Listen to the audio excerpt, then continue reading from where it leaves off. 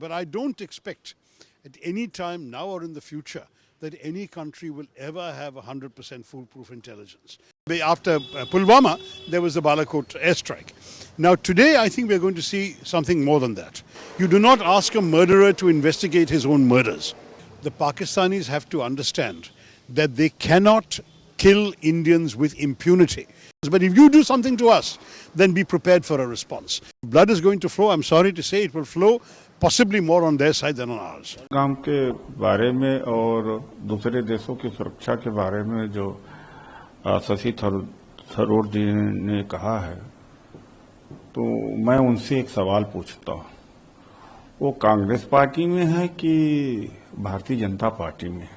फिर यही मोदी जी अमित शाह कहते हैं कि अब तो आतंकवादियों की कमर टूट गई है।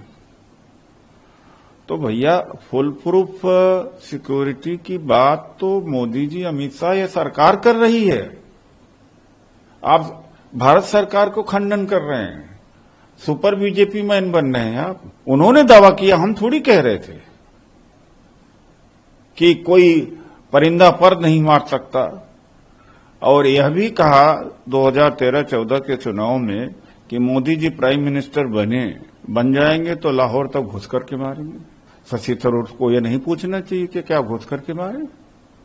शशि थरूर को यह भी पूछना चाहिए कि कांग्रेस या यूपीए सरकार पीओके नहीं ले पाई, इसी पर बीजेपी घेरती है, तो शशि थरूर को पूछना चाहिए कि पीओके कब ले हैं आप? शशि थरूर को यह भी पूछना चाहिए कि जो बैथरन है पहलगाम में, जो ऑल पार्टी मीटिंग में झूठ बोला कि तो 2 दिन पहले खुला और टूरिस्ट ने और वहां के ऑपरेटर ने बताया, नहीं पूरे साल खुला रहता है।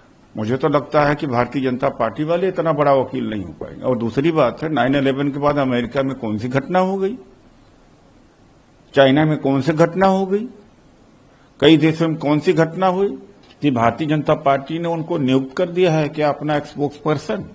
बीजेपी जो दावा कर रही है उसको उनको नजर नहीं आ रहा।